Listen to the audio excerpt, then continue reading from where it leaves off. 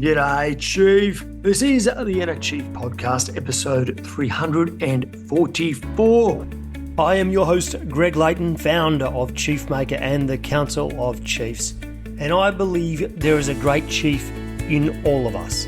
And that through listening to the stories, strategies, and techniques of great CEOs, each of you can find and leave your own legacy through your work. The Inner Chief Podcast is where you will learn how to think and make moves like a CEO.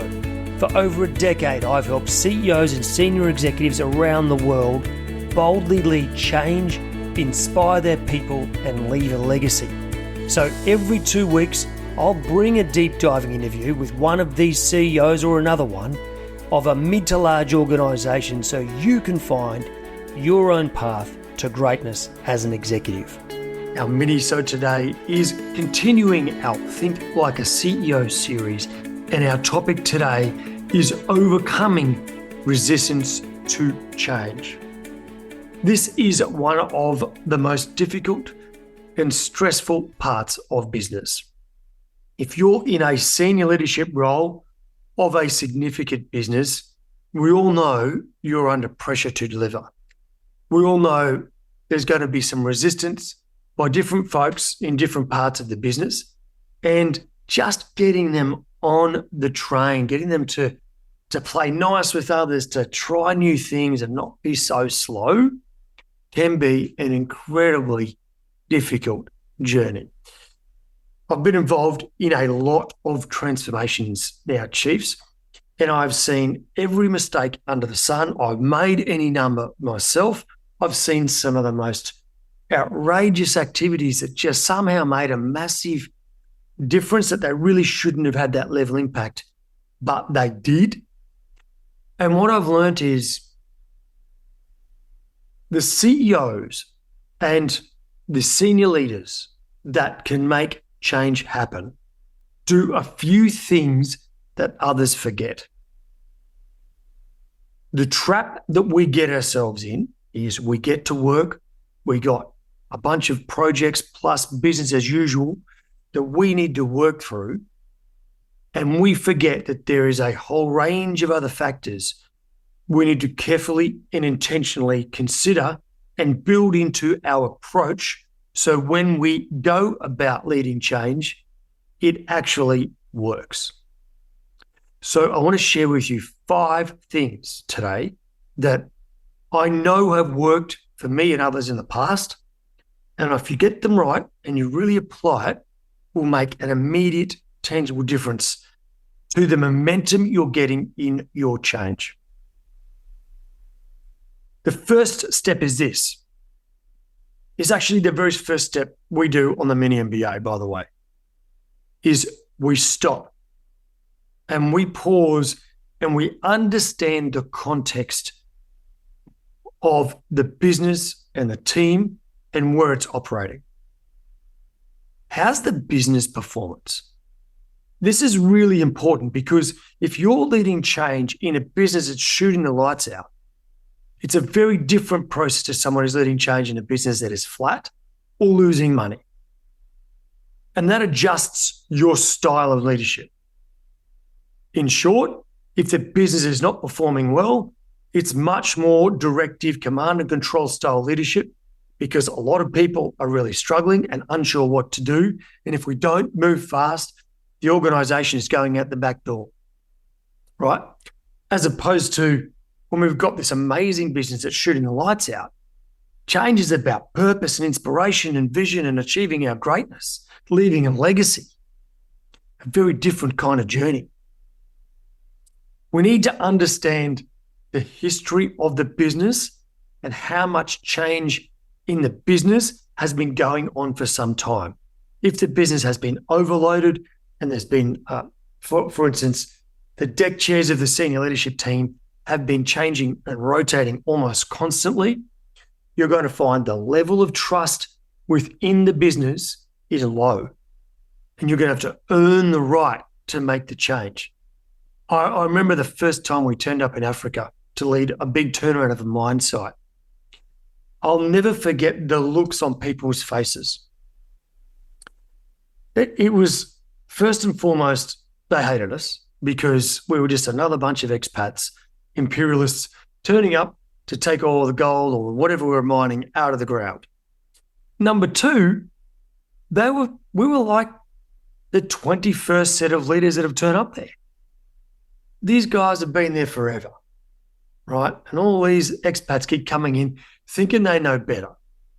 So when we actually stuck around and started to make a difference, and were the first ones to ever do that and actually care about them, they still didn't trust us for some time. And that was understandable, right? It was expected. But if we didn't stop to really think about that for a minute and say, hey, we actually have to go a little bit slower here. Go slow to go fast. Slow is smooth, smooth is fast. We had to really apply that and just take the time to understand the context. And that meant for us build a bit more trust first. So that's number one, understand the context. Number two, never forget how people change. Everyone is going along a change curve from full resistance, right, through some level of compliance, through to, wow, this is the way we do things around here, right? And in an organization, in a team, your people will be spread along a bell curve of how fast they respond. That is normal. That is everyone. If you think and you bring to work an expectation that everyone is going to shift at the same speed, you'll only be disappointed and lose. And you will apply pressure on people that take a bit more time in a different kind of characters and different kinds of personalities. You'll put pressure on them in a way that's actually not fair and doesn't look after and respect their diversity. So we need to make sure we just remember that people change at different speeds. Then we lead each of them accordingly. Their resistance might be because of personality. It might be because of a lack of trust. It might be, and see previous episode on how to build confidence in your people, it might be because they don't know how to make the change you want them to make. They might not know, have the mindset, the process, or the skill. So situational leadership for each and every person is required, right? Now, you'll all heard this. This isn't new. Of course, we want to leverage our champions. And that is absolutely what to do. Leverage your champions. But most people are happy to get in a little bit of a toxic relationship with your laggards, with the slow people. Often, the key to the sale is those people. Very often, they have a great wisdom. Not all of them. A lot of them have real justifiable reasons to question the speed or the quality of the way we're going about something. And you want to actually tap that. So sometimes it's about, as I said, that slowing down, remembering this person's slow on the bell curve for a reason. We go and seek to understand what's happening for them. And you spend a little bit more time seeking to understand what's going on for them. Guarantee you they'll move along at a nice, steady pace, cautious, probably for all the right reasons.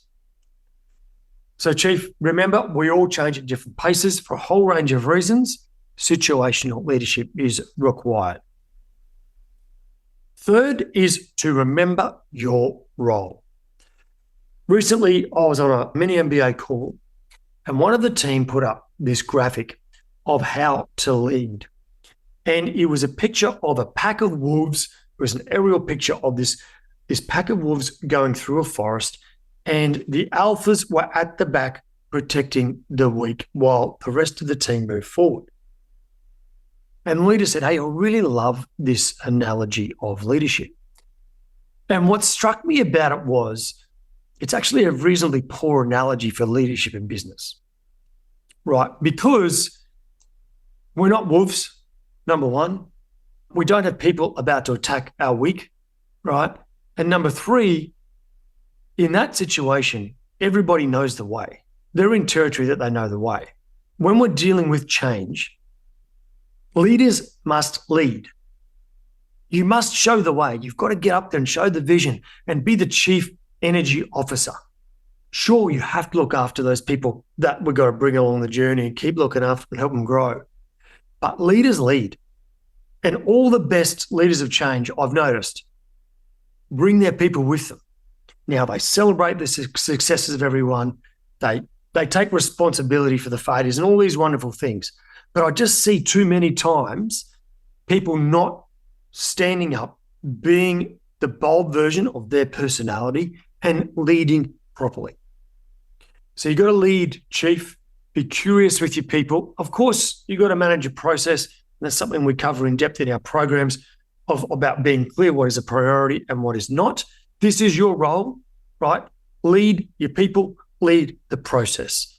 Get the priorities right. Remove the things that are not priority. You have to actually say to people that is being stopped until a future date or completely cancelled. What you say is out is just as important as what you say is in. As you're going along, we must also be sure we're tracking the changes and demonstrate the momentum and the journey you've been on.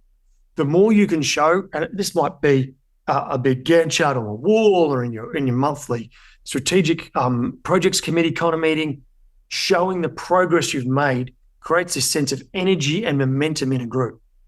And when you do that, it stops the resistance. Hey, we're on a journey. We're now moving and we're getting in the right place. So this is all about understanding your role, Chief. Leaders lead, be curious and manage your process. Step 4, Chief, is to manage yourself. I remember very personally when I was my last role in a leadership position before I went into coaching, I was leading this big rollout of what's called ITIL, or IT service management across the state of Queensland for a very large government department with 1,300 sites. I was only a young guy. I was 27 at the time. And I was very much out of my depth from a leadership skill set. And what happened was over time, I got overwhelmed by the amount of work, the number of emails. And I'll never forget this one day, started having a conversation, it turned into a bit of a debate, and then it became a bit of an argument with another guy, a senior member of staff in the office. And I really just lost my cool. And I sort of gave it to him both barrels. And I realized afterwards that, gee, I just dropped the ball there. Like there was nothing gained from that interaction at all. And it was because I hadn't managed self. I just slowly, like frog in slowly boiling water, got more and more overwhelmed and stressed, to the point when it would have been him or anyone who crossed me that day. I was fed up, frustrated, had no energy left to fight the good fight. So you have to manage self and keep yourself in good fitness and good health and good mental health. Right, these days, man, we look after ourselves here at Chief Maker. My team and I, we all work out 4, 5, 6 times a week. We look after ourselves physically, meditate or journal. I keep on top of my own self. Without that, I would not be able to maintain the pace we maintain. Okay? Most people in this managing self piece, they get caught up in the minor things. They end up majoring in minor things because they're caught up in the overwhelm. Now, we actually do the opposite, right? We maintain a pace of working on bigger things that make a real difference as opposed to crap underneath. And what that means is everyone's on board because we're healthy, we've got good vitality, we're clear minds, and we're all focused on a range of things that are just they're good things to work on, right? And it's when you're working on crap, the minor stuff, the people lose hope, lose energy, okay? So manage yourself. And the last one is definitely one of the most uncommon tricks I've ever seen used by CEOs is you are going to have, particularly in this resistance to change environment,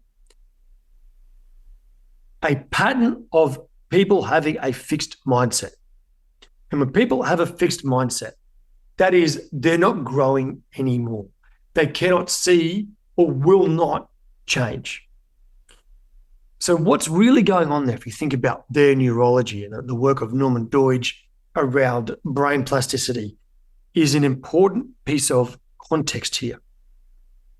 When the brain has stopped learning, all those neural pathways sort of lock in and get a bit stuck, and it runs this really unhelpful, unresourceful pattern. But when the brain is learning anything, we start to evolve as a person. And I might learn one thing over here, and it will generalize into my understanding of something over here. So you might listen to a podcast on parenting, and next thing over here, I could do something different at work around the way I manage boundaries, right? Or you might learn something over in, listen to a podcast on operating rhythm, or managing difficult stakeholders, or how to overcome resistance to change. And next thing you know, you've got something for parenting your resistant kids, right? So what we want to do here is break the fixed mindset pattern. And here's some examples of this. I was working with a major retailer once, and they had a particular group of leaders that were involved in the design of the products that were in shops. And they had been through a lot of change over a long period of time, and they were over it, justifiably, but then they became stuck. And this little environment, this little sort of cliquey culture stopped the growth, right? And so what we did is we went to them and said, you know what, guys, here's $250 each. We want you to go out of the office. You're not allowed in the office today. Go to all of our competitors' shops and just buy the stuff that would be directly competing with what you design. So, and then we said, meet us all at the local pub, bring all your stuff, and we'll just talk about it. Now, that immediately got them out of their environment. It got them having a bit of fun. It got them buying their competitors' products, actually picking it up, touching it, seeing what it was like. And what this did was immediately interrupt their mindset and got them thinking and growing again. Another example was I had a group of leaders we're doing some work with, and they said their teams are completely stuck, will not grow, we're resistant. I said, hey, why don't we just do a weekly learning process where we go around the group in their team meetings, and each week one person shares something they're learning. It might be a podcast, a YouTube video, a book, an article. And what they want to do is share that with the team, and then we're going to spend 5 to 10 minutes talking about it. Now, it doesn't have to be at work, but it does need to be about personal growth. So finances, getting fit, it could be meditation, it could be anything, mindfulness, whatever, mental health, could be skills for the job. Now, this group had done no learning for 12 to 18 months. They were stuck and stalled, mindset was locked in. And what this did was it just started to create the right kind of conversation and the movement in those neural pathways. Creativity started to come back as they started to generalize these lessons into different parts of their life. Now, immediately, and I mean within weeks, this group started to change. Okay? So it does work, Chief. Do something that breaks the fixed mindset pattern, get them growing and learning again, get them out of their current environment, get them into a space where it's fun to learn and be curious again, okay? So, Chief, they're the 5 tips from a CEO about overcoming resistance to change. Number 1, stop and understand the context, right? 2, remember that people follow a change curve, right? And you need situational leadership for everyone involved. 3, remember your role is leaders lead and manage a process. 4, manage yourself. Really start top of your own game because you're going to be there for the long term. And 5, break the fixed mindset pattern. Chief, I hope that helps you overcome some resistance to change. As I said, we cover a lot of this in the Mini MBA in leading high performance teams. So if you want to join us, just go to chiefmaker.com/mini MBA. It's for senior leaders of sort of mid to large organizations, someone in a significant leadership role. We'd love to have you involved. Chief, as always, remember to stay epic. Chief, all the resources can be found at chiefmaker.com/344, or just check it out on YouTube. Go to chiefmaker.com/YouTube. Now, Chief, Do you find yourself at work in one of those incredibly stressful moments where you've got someone on your team that either isn't performing or is behaving poorly, and you know deep down that it needs a difficult conversation? One of those ones that can keep you up at night. You know, if you get wrong, there's going to be HR issues, but you know, if you get right, it could actually be a little bit career defining, and it will make life so much better for so many people, but you just keep putting it off and off and off. Well, Chief, we've created the ultimate resource for you. It is called Difficult Conversations. Download, it's not hard, but what's in it is what's most powerful. The mindsets, the frameworks, and even some of the scripts, the words to use to make those conversations much more easy. Just go to chiefmaker.com/difficult and you could download the full resource right there. And if you'd like to stay in touch with Chief Maker, just go to chiefmaker.com/subscribe. Now, Chief, if you're yet to rate the episode and subscribe, I hope you'll do so soon. It helps others see the magnificent value that the chiefs and gurus on the show bring to their life and career. So make sure you hit subscribe on your podcast app now, give it a 5-star rating if you think it's worthy, and leave a short review about your favourite episode. As always, Chief, remember to stay epic.